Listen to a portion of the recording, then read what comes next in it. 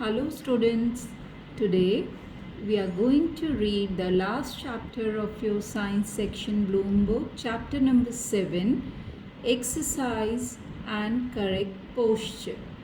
मतलब व्यायाम करना और अपना पोस्चर मतलब बैठने उठने चलने का जो तरीका होता है, बॉडी का जो पोस्चर होता है उनको बोलते हैं।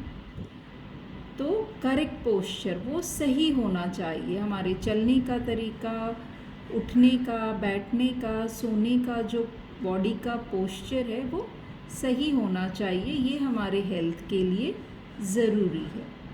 देर are many ways to look after our body. बहुत सारे तरीके हैं हमें अपने शरीर की देखभाल करने के लिए। आपको पता है कि we always need fresh air to breathe, clean water to drink and good and nutritious food for good health and plenty of rest। और साथ में जैसा कि हवा पानी खाने की ज़रूरत है वैसे ही आराम की भी ज़रूरत है। Without these we shall die. अगर हम इन चीज़ों का ध्यान नहीं रखेंगे तो हमारा जीवन नहीं रहेगा। Our body also needs exercise. So the way we need air, water, good food and rest, in the same way we also need exercise. We also have to do exercise. Exercise and correct posture help all the parts of the body to work properly. और व्यायाम करने से और सही तरीके से करने से, उठने से, बैठने से, सही तरीके से चलने से हमारा जो शरीर है वो सही तरीके से काम करता है। It always work properly. तो now I am going to read exercise from your book. Exercise. We work all the day but we do not use fully all the muscles of our body. हम पूरे दिन भर काम करते हैं कुछ ना कुछ, कभी पढ़ने का, कभी खेलना तो एक्सरसाइज में आएगा, बैठने का, सोने का, खाना खाने का, पर इसमें हमारे जो शरीर की जितनी भी मांसपेशियां हैं, मसल्स हैं, उनका इस्तेमाल नहीं हो पाता है। Muscles when not used become weak. और जब हमारी मांसपेशियों का इस्तेमाल नहीं होता है तो वो कमज़ोर पड़ने लगती हैं, वीक हो जाती हैं। Muscles grow stronger when we use them regularly. और मांसपेशियाँ कब स्ट्रॉन्ग होती हैं, कब मजबूत होती हैं? जब हम उनका इस्तेमाल हमेशा रेगुलरली करते रहते हैं। So we should do enough exercise daily. इसलिए हमें बहुत सारी एक्सरसाइज, बहुत सारा व्यायाम रोज़ करना चाहिए। Exercise keeps our body fit to work well. व्यायाम करने से हमारी बॉडी तंदुरुस्त रहती है और हम अच्छे से काम कर सकते हैं। Running, walking, swimming and playing games are active exercises. तो आप लोग जो खेलते हैं, दौड़ते हैं, स्विमिंग करते हैं, चलते हैं, ये भी सब एक तरीके का एक्सरसाइज है, व्यायाम है जो हमें रेगुलरली करना चाहिए। Weight lifting, yoga, gymnastics are also good exercises. तो जो लोग भार उठाते हैं, योगा करते हैं, जिम्नास्टिक करते हैं, ये भी एक तरीके की एक्सरसाइज होती है।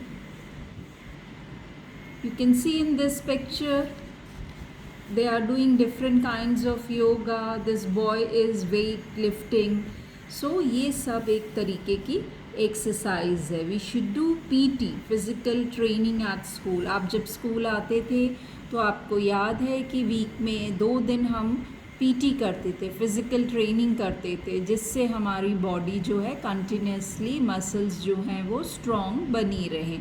Exercises makes the body healthy and strong. जैसे कि खाना पीना और हवा पानी ये सब ज़रूरी है, वैसे ही एक्सरसाइज भी ज़रूरी है शरीर को मज़बूत और हेल्दी रखने के लिए। So this was all about exercise. Now about correct posture. सही तरीके से शरीर की देखभाल, उठने बैठने चलने के लिए। Posture is the position of our body.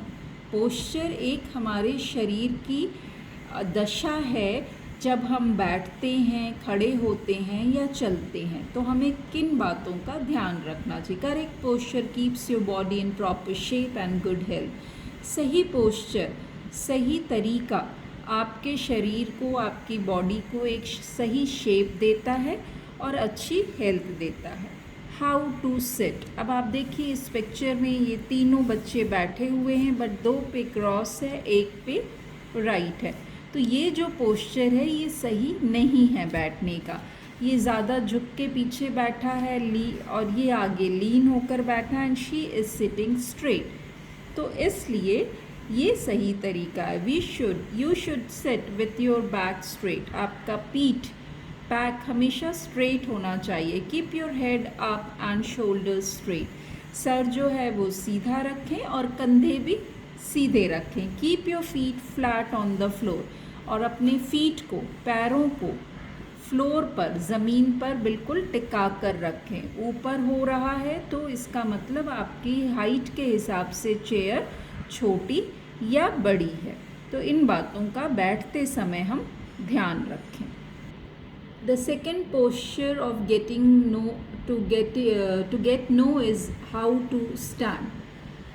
So stand erect, keeping your feet about 6 inches apart. Erect means सीधा खड़ा होना।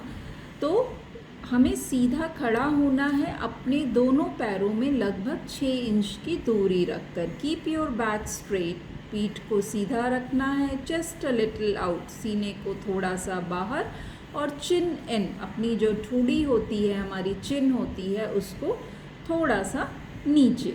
Put your body weight evenly on your feet and not entirely on the heels or toes. अपने शरीर का जो वज़न है, भार है, वो दोनों पैरों पर बराबर रखना है, ना कि पूरा का पूरा एड़ी पर या पंजे पर। कुछ लोग पंजे के बल ज़्यादा ज़ोर दे के खड़े होते हैं, कुछ एड़ी के बल, कभी कभी कुछ लोग एक पैर पे ज़्यादा ज़ोर दे के खड़े होते हैं। तो ये सब रॉन्ग पोस्चर्स हैं। Stand straight while talking to your friend. जब आप अपने फ्रेंड से बात कर रहे हो तो सीधा खड़े हुए। अब जैसे इस पिक्चर में this girl is talking to her friend, पर इसने अपने एक पैर पे ज़्यादा प्रेशर दिया हुआ है, आगे की तरफ ये झुकी हुई है, तो ये रॉन्ग पोस्चर है। Whereas this is the right posture. Do not rest on the shoulders of others. जब आप दोस्तों से बात करते हो तो उनके शोल्डर पे आप रेस्ट ना करें, मतलब अपना हाथ ना रखें, अपना बॉडी का वेट ना टिकाएं जैसा कि इसने किया है। This is wrong. Now how to walk. So this we have learned how to stand in a correct posture. अब चलना कैसे है? While walking keep your body straight. चलते समय हमें अपनी बॉडी को, अपने शरीर को स्ट्रेट रखना है। Hold your head high and chest out. Sir को ऊंचा रखना है और चेस्ट को आउट रखना है। Put your knees and ankles free. आपके घुटने और एंकल आपस में ना टकराएं, उनको फ्री रखें। Swing your arms freely. हाथ को झुलाकर अच्छे से चलें। Correct posture makes you active and smart. जो सही तरीका है चलने, उठने और बैठने का, वो आपको एक्टिव भी बनाता है और स्मार्ट भी बनाता है। So you can see from this picture, this girl is leaning little forward, झुकी हुई है, उसका बैक सीधा नहीं है। So this is not the right way of walking, whereas this boy, he is walking with the straight and right posture.